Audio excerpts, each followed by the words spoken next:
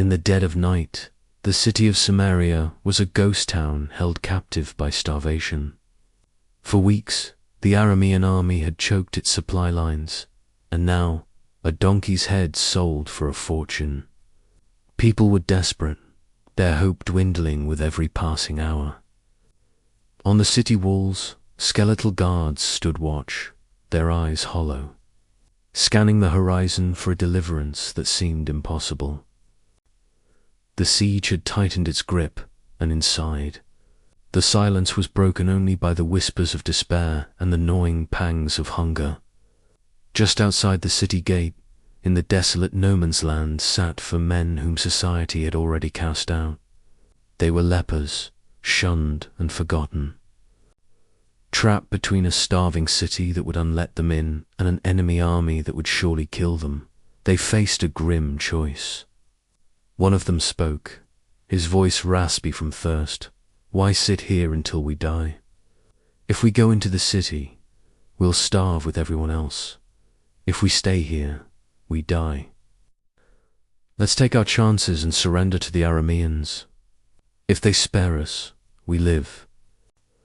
If they kill us, well, we were going to die anyway." It was a desperate plan, born from the depths of hopelessness. With nothing left to lose, the 4 men rose and began their slow, agonizing walk toward the enemy camp. As they shuffled through the twilight, something extraordinary happened. The Lord caused the entire Aramean army to hear a sound that wasn't there. It wasn't the shuffling of 4 sick men. It was the thunderous noise of a vast army on the move. They heard the rumble of countless chariots, the pounding hooves of thousands of horses, and the war cries of a massive invading force. Panic erupted in the Aramean camp. "Look," they screamed to one another. "The king of Israel has hired the Hittites and the Egyptians to attack us." Terror, pure and absolute, seized their hearts. They didn't even stop to gather their belongings. They abandoned their tents, their horses, their donkeys, everything.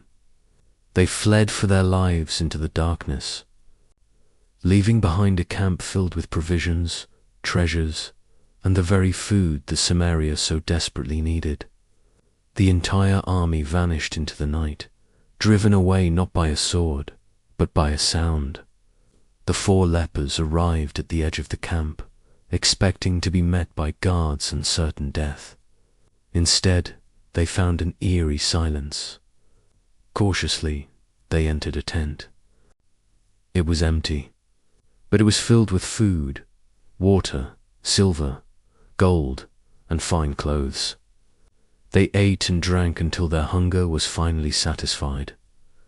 They went from tent to tent, finding the same incredible ghost camp, rich with abandoned spoils.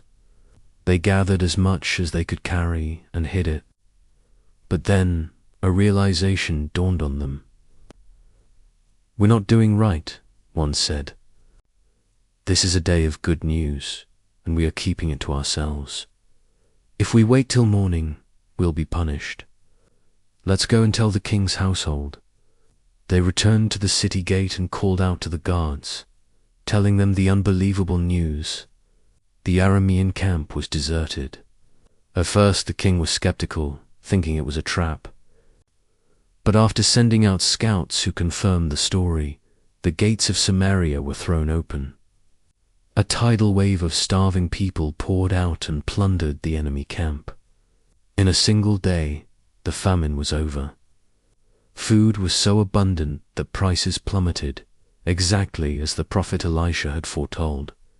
It was a miracle delivered through the most unlikely of heroes for outcasts, who chose to act in their darkest hour and ended up becoming the saviors of their nation. Their story reminds us that even when all hope seems lost, faith and a single step forward can change everything. If you were moved by this incredible story of faith and divine intervention, make sure to hit that subscribe button and ring the notification bell. We bring ancient stories to life every week. Thanks for watching, and we'll see you in the next video.